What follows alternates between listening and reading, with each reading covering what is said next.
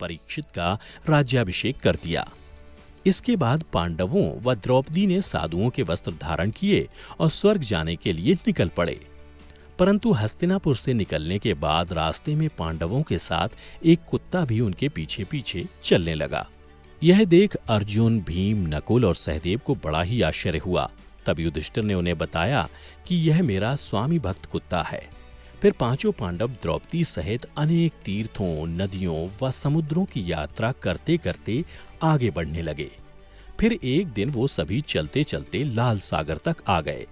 परंतु अंतिम यात्रा के समय भी अर्जुन अपने गांडीव धनुष व अक्षय तरकशों के लोभ का त्याग नहीं कर पाए थे, जिस कारण लाल सागर के पास अग्निदेव प्रकट हुए और उन्होंने अर्जुन से गांडीव धनुष और अक्षय तरकशों का त्याग करने को कहा। तब अर्जुन को ना चाहते हुए भी इन दोनों का त्याग करना पड़ा।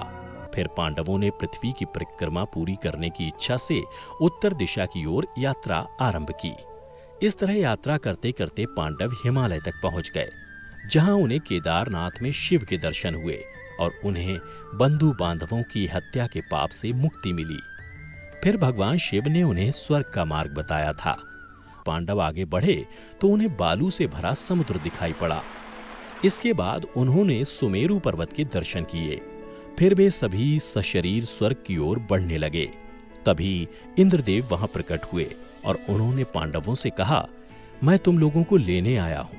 तब युधिष्ठिर ने कहा, प्रभु क्षमा करें, हम लोग आपके साथ स्वर्ग नहीं जा सकते, क्योंकि हम सभी मनुष्य हैं और हमारे लिए अपने बल पर ही स्वर्ग तक की यात्रा करना उचित होगा। युधिष्ठिर के मुख से ऐसी बातें सुनकर देवराज इंद्र प्रसन्न हुए और वहां से चले गए। उसके बाद पांचों पांडव, द्रौपदी तथा वह कुत्ता तेजी से आगे बढ़ रहे थे। तभी द्रौपदी लड़खड़ाकर गिर गईं। यह देख भीम ने युधिष्ठिर से पूछा कि द्रौपदी ने कभी कोई पाप नहीं किया, तो फिर क्या कारण है कि वह सबसे पहले नीचे गिर पड़ी? तब युधिष्ठिर ने कहा कि द्रौपदी हम सभी में अर्जुन को सबसे अधिक प्रेम करती थी, इसलिए उसके साथ ऐसा हुआ। ऐसा कहकर युधिष्ठिर द्रौपदी को देखे बिना ही आगे बढ़ गए। फिर थोड़ी देर बाद सहदेव भी गिर पड़े। तभी भीम ने पुनः युधिष्ठिर से सहदेव के गिरने का कारण पूछा, तो युधिष्ठिर ने बताया कि सहदेव किसी को अपने जैसा विद्वान नहीं समझता था, इसी दोष के कारण इसे आज गिरना पड़ा। इसी तरह कुछ देर बाद नकुल भी गिर पड़े। फिर भीम के पूछने पर युधिष्ठिर ने बताया कि नकुल को अपने रूप पर बहुत अभिमान था, इसलिए आज इसकी यह गति हुई। उसके थोड़ी देर बाद अर्जुन भी गिर पड़े। यह देख युधिष्ठिर ने भीमसेन को बताया कि अर्जुन को अपने पराक्रम पर अभिमान था। अर्जुन का मानना था कि वह एक ही दिन में शत्रुओं का नाश कर देगा, लेकिन वह ऐसा कभी कर नहीं पाया और इसी अभिमान के कारण ही अर्जुन की आज यह हालत हुई है। ऐसा कहकर युधिष्ठिर आगे बढ़ गए। उसके बाद थोड़ी आगे चलने पर भीम भी गिर गए। जब भीम ने युधिष्ठिर से इसका कारण पूछा तो उन्होंने बताया कि तुम खाते बहुत थे और अपने बल का झूठा प्रदर्शन करते थे, इसलिए तुम्हें आज भूमि पर गिरना पड़ा। यह कहकर युधिष्ठिर आगे चल दिए। अब केवल वह स्वामी भक्त कुत्ता ही उनके साथ चल रहा था। थोड़ी देर चलने के बाद युधिष्ठिर कुत्ते के साथ स्वर्ग के प्रवेश द्वार पर पहुंचे, जहां धर्मराज ने उन्हें ये कहते हुए रोक लिया कि युधिष्ठिर तुम्हारे साथ यह कुत्ता स्वर्ग में प्रवेश नहीं कर सकता है। धर्मराज की बात सुनकर युधिष्ठिर ने कहा कि यह कुत्ता मेरा परम भक्त है, इसलिए इसे भी मेरे साथ स्वर्ग जाने की आज्ञा दीजिए। लेकिन उन्होंने ऐसा करने से मना कर दिया। परंतु जब काफी देर तक समझाने पर भी युधिष्ठिर कुत्ते के बिना स्वर्ग जाने के लिए नहीं माने, तो कुत्ते के रूप में यमराज अपने वास्तविक रूप में आ गए।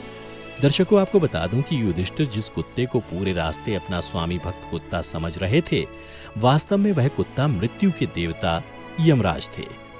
युधिष्ठिर को अपने धर्म में स्थित देखकर यमराज यानी धर्मराज बहुत प्रसन्न हुए। इसके बाद धर्मराज युधिष्ठिर को अपने साथ स्वर्ग ले गए।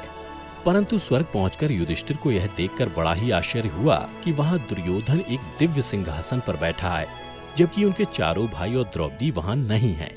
तब युधिष्ठिर ने देवताओं से कहा कि मेरे भाई तथा द्रौपदी जिस लोक में गए हैं, मैं भी उसी लोक में जाना चाहता हूँ। मुझे उनसे उत्तम लोक में नहीं रहना है। तब देवताओं ने कहा कि यदि आपकी ऐसी ही इच्छा है तो आप इस देवदूत के साथ चले जाइए, यह आपको आपके भाइयों के पास पहुंचा देगा। युधिष्ठिर उस देवदूत के साथ चले गए। उसके बाद देवदूत युधिष्ठिर को ऐसे मार्ग पर ले गया जो बहुत ही दुर्गम और खराब था। उस मार्ग पर चारों ओर घोर अंधकार फैला हुआ था। सभी ओर लाशों का अंबार लगा हुआ था जिनसे दुर्गंध आ रही थी। इसके अलावा लोहे की चोंच वाले कौवे और गिद्ध मंडरा रहे थे। वह असिपत्र नामक नरक था। वहां की दुर्गंध से तंग आकर युधिष्ठिर ने देवदूत से पूछा कि हमें इस मार्ग पर और कितनी दूर चलना है और मेरे भाई कहाँ हैं?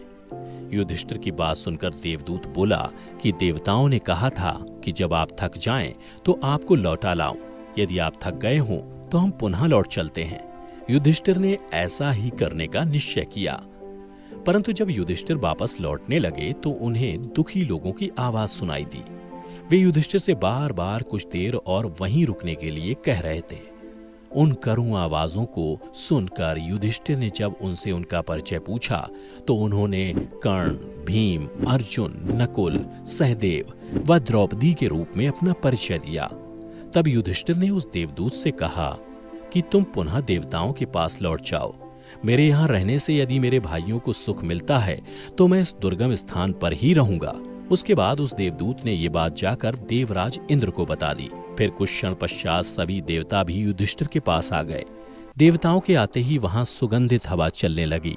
चारों ओर उजाला हो गया। यह देख युधिष्ठिर ने देवताओं से पूछा कि हे देवगण, मुझे पहले यह बताइए कि ये सब क्या है? तब देवराज इंद्र ने युधिष्ठिर को बताया कि तुमने अश्वत्थामा के मरने की बात कहकर छल से द्रोणाचार्य का वध करवाया था। इसी परिणाम स्वरूप तुम्हें भी छल से ही कुछ देर नरक के दर्शन करने पड़े। अब तुम मेरे साथ स्वर्ग चलो, वहां तुम्हारे भाई व अन्य वीर पहले ही पहुंच गए हैं।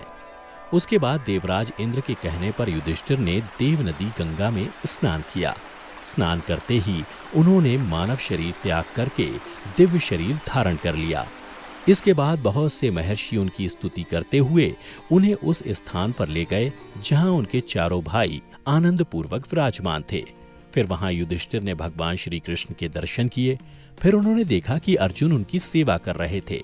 युधिष्ठिर को आया देख श्री कृष्ण व अर्जुन ने उनका स्वागत किया। उसके बाद युधिष्ठिर ने देखा कि भीम पहले की तरह शरीर धारण किए वायु देवता के पास थे। कर्ण को सूर्य के समान स्वरूप धारण किए देखा और नकुल व सहदेव को अश्विनी कुमारों के साथ देखा। फिर देवराज इंद्र ने युधिष्ठिर को बताया कि ये जो साक्षात भगवती लक्ष्मी दिखाई दे रही हैं, इनके अंश से ही द्रौपदी का जन्म हुआ था।